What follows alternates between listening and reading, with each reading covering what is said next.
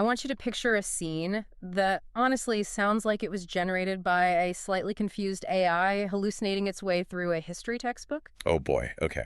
Set the scene for me. Right. So it is May 25, 2026. We are inside the main auditorium at the Vatican. Okay. The lighting is, intensely theatrical. The global press is just packed into this room. And on the main stage sits Pope Leo IV. Right, the Pope, sure. He is there to launch this massive, 43,000-word encyclical on the future of humanity. That is a very long document. It really is. But here's the crazy part. Sitting directly next to him, literally co-presenting this incredibly solemn religious document, is Christopher Olah. Right, Chris Olah from Anthropic. Exactly. The openly atheist co-founder of the Silicon Valley AI giant, Anthropic. I mean, that is simultaneously impressive and just completely ridiculous. Right. You have a 2,000-year-old religious institution that is entirely steeped in dogma, sitting shoulder to shoulder with a $380 billion tech company. Yeah. A company that is actively trying to build the frontier of artificial general intelligence. Yeah.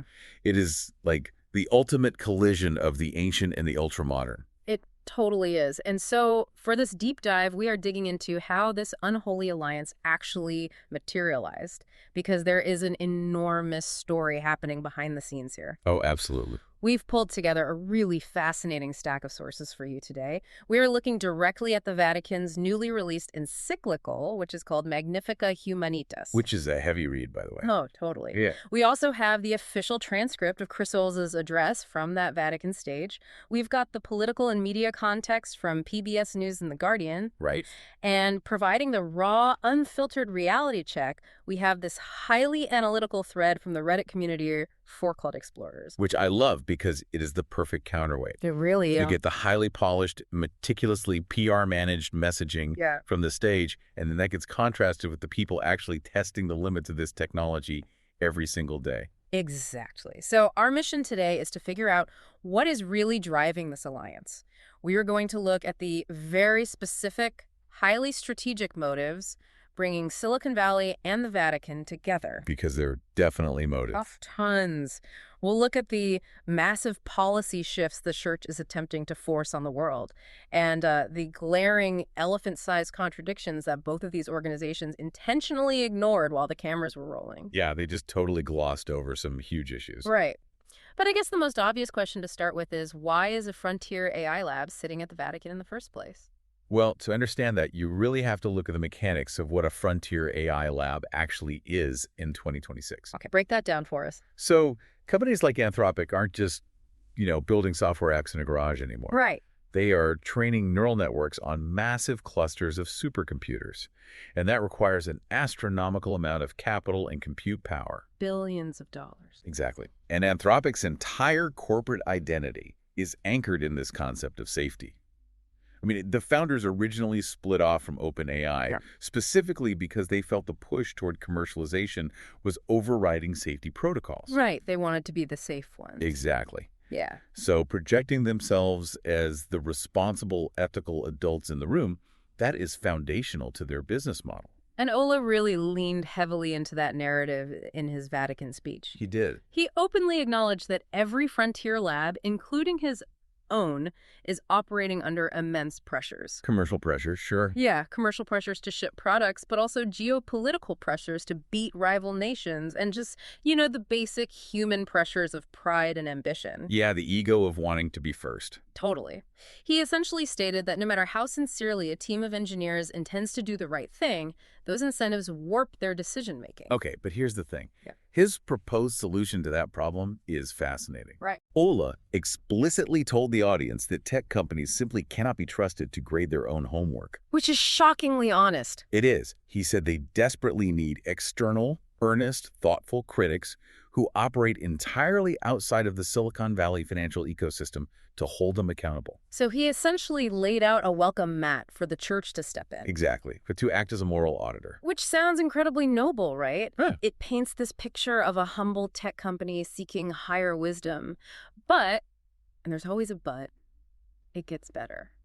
Or messier, really, depending on how you look at it. Oh, it gets very messy. Because Anthropic isn't just dealing with abstract ethical debates about the future of humanity. They are in the middle of a vicious geopolitical dogfight right now. Right. They are currently suing the Trump administration. Yeah, the PBS News coverage provides some really vital context here. Yeah, tell us about that. So, the administration ordered a sweeping halt on federal agencies using Anthropic's technology. Just a complete ban.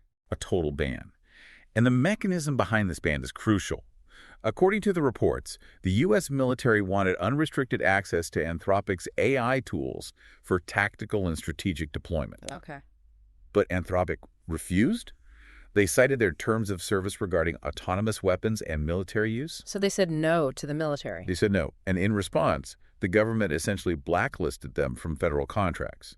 So Anthropic is now claiming this is illegal retaliation for trying to put guardrails on warfare. I mean, I love that this corporate pacifist stance exists, but also, why is there a massive contradiction hiding in plain sight here? Yeah, the Reddit thread really called them out on this. They totally did. One of the investigators on the Circlet Explorers subreddit pointed out that while Anthropic is playing the ethical peacekeeper and standing with the Pope to condemn autonomous weapons, their underlying technology was reportedly utilized in the apparatus for recent strikes on Iran. Wait, really? Their tech was used in the strikes? Yeah. Apparently, third-party contractors or rappers seemingly bypassed those lofty terms of service. Oh, wow. So they just found a loophole.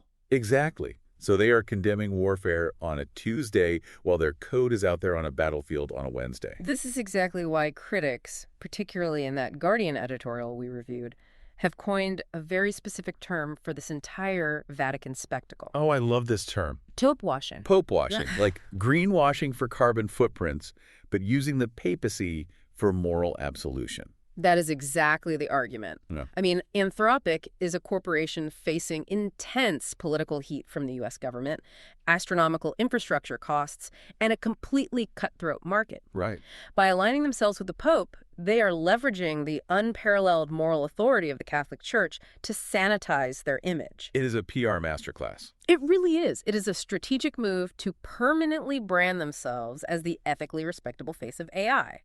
It creates this halo effect. A halo effect that just beautifully deflects scrutiny from the messy reality of their product being weaponized through loopholes. Exactly. But okay, if Anthropic is using this platform for PR and defensive maneuvering, the Vatican must be extracting something equally valuable from this arrangement, right? Oh, absolutely. I mean, Pope Leo XIV is not naive. He knows he is sharing a stage with the Silicon Valley billionaire.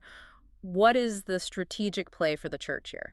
Well, the church is securing a massive global platform to assert its relevance in the 21st century. Right. The Vatican recognizes that artificial intelligence is reshaping society at a velocity that makes the Industrial Revolution look like a minor supply chain hiccup. That is a great way to put it. So Pope Leo XIV is leveraging this exact moment and Anthropic's massive profile to introduce some remarkably radical policy shifts regarding technology and human rights. And you really see that in the encyclical itself. Magnifica Humanitas is, well, it's a dense read, but the core theme is this desperate attempt to safeguard human dignity. Yeah, he is really sounding the alarm. He is. The Pope is warning against a looming dystopia where humans are algorithmically downgraded. He uses this chilling phrase, warning against individuals being reduced to mere user tools of an algorithmic order. Wow. User tools. Yeah. And he is attacking the economic mechanics of AI directly. The encyclical identifies AI labor displacement not just as some economic inevitability, but as a moral imperative of historic proportions. That is strong language. Very strong. The Pope points out that the development and ownership of AI are hyper-concentrated in a tiny handful of wealthy nations, mostly the U.S. and China. Right, the usual suspect. Exactly, and he is demanding a structural mechanism to ensure that the economic efficiencies and the wealth generated by AI are forcibly shared with the global poor, rather than just accelerating all these existing inequalities. You know, I was reading through this, and it genuinely feels like the church is looking at the exploitation of the 1800s, but on fast forward. Oh, completely. And they are desperately trying to install emergency brakes before the entire global economy is just hollowed out by automation. I think that analogy is spot on. Actually, I was looking at the timeline of the church's historical documents, and that Industrial Revolution parallel is not accidental at all. Really? No. Magnifica Humanitas was signed on May 15th. Okay. That is exactly 135 years to the day after Rerum Novarum. Wait, what is Rerum Novara? It is the 1891 encyclical by Pope Leo XIII that addressed the horrific exploitation of workers during the Industrial Revolution. Oh, wow. So they matched the date on purpose. Exactly. That 1891 document became the absolute bedrock of modern Catholic social teaching. By timing the release this precisely, Pope Leo XIV is signaling that we are at an identical inflection point in human history. That is fascinating. The church is actively stepping into the regulatory void left by paralyzed governments and profit-driven tech executives. Yes, but he takes it even further by completely upending centuries of military doctrine. Yeah, this part blew my mind. For hundreds of years, the Catholic Church has leaned on just war theory. Right, the philosophical framework that outlines the strict conditions under which armed conflict can be morally justified. Exactly. But in this new document, Pope Leo XIV basically declares just war theory to be obsolete. I mean, to have a pope unilaterally dismantle the framework they've used for centuries is just a staggering theological pivot. It is huge.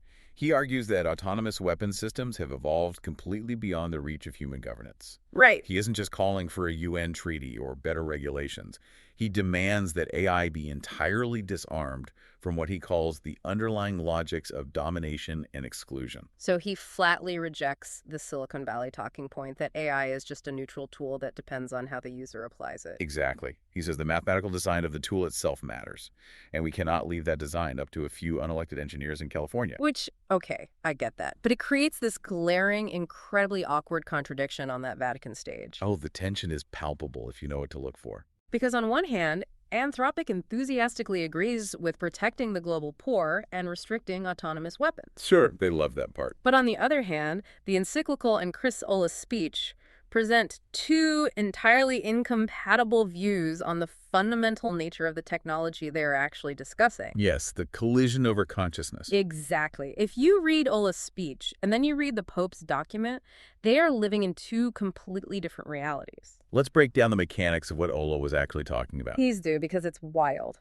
So as the head of interpretability research at Anthropic, his job is to crack open the black box of the AI. Okay.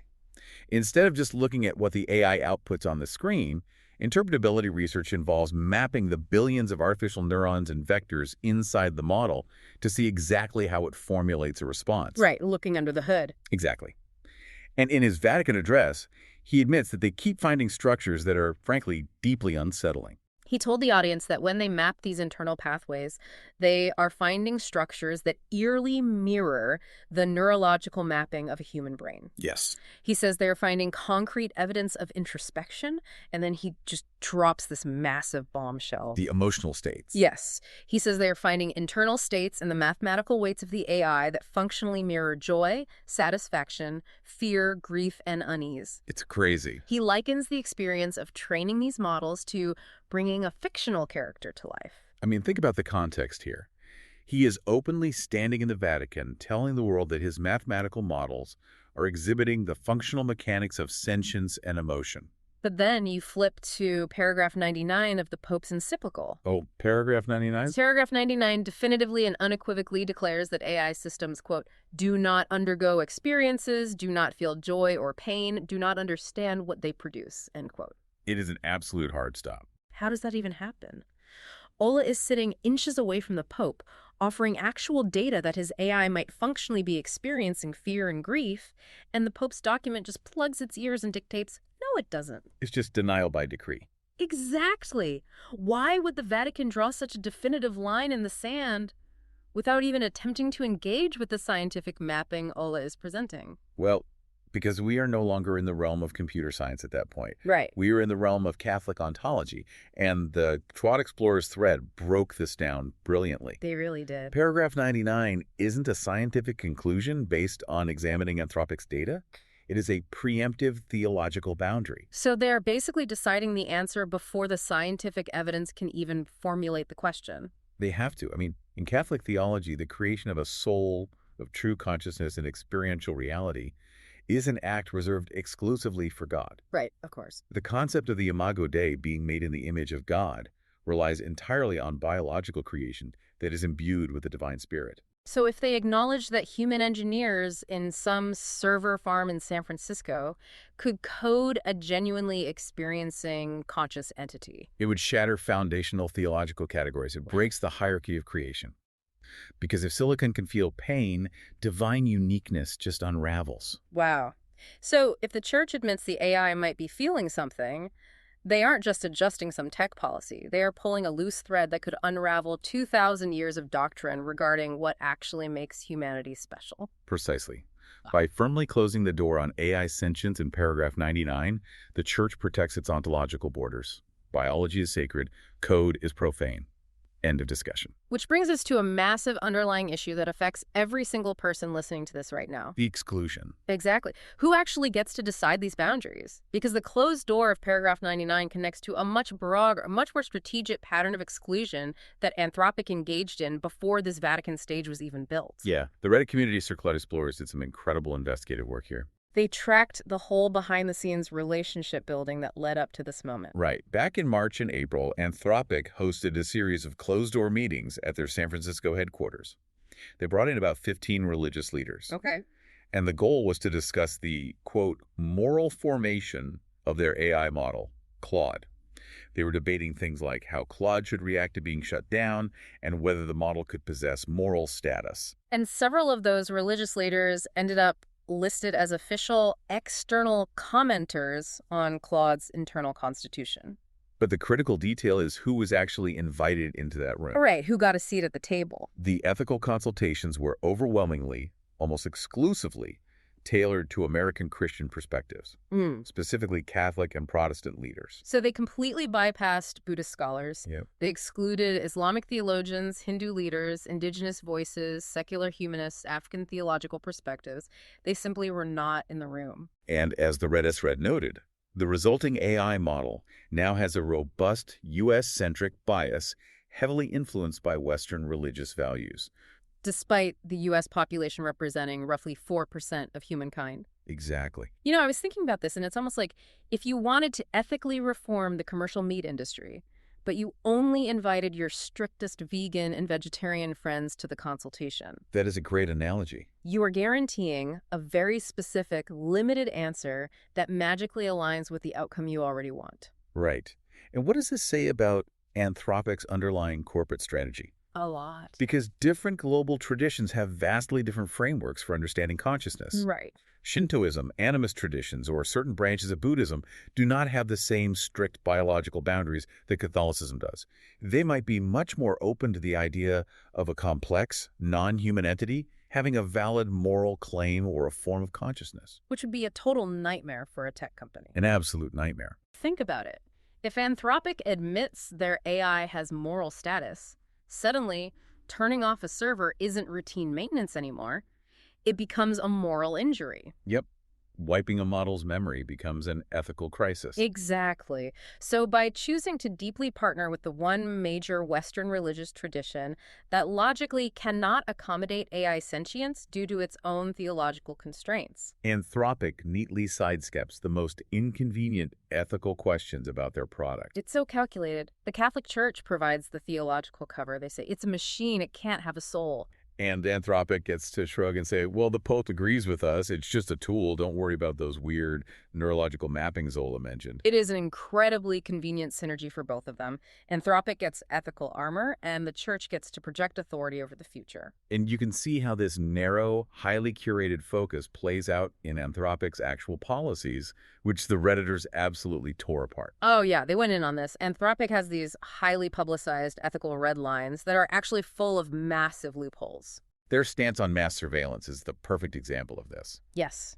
Anthropic proudly states on their website and in their PR that they will never allow their technology to be used for mass surveillance of American citizens. Which sounds fantastic when you say it on a stage. It gets great applause. But American citizens is a constitutional limitation based on U.S. law. It is not a universal moral boundary. Right. The Pope is standing up there preaching about universal human dignity, but Anthropic's actual corporate policy leaves the door wide open to surveil you if you happen to live outside the U.S. borders. Exactly. No one on that Vatican stage stopped to ask whether those ethical red lines apply to a citizen in Brazil or India or Kenya. It perfectly illustrates the canyon between the lofty universal rhetoric of a religious encyclical and the pragmatic, liability-driven reality of a corporate compliance policy. Such a stark contrast. These public formats, the speeches, the grand launches, they are designed to look forward and upward at the heavens.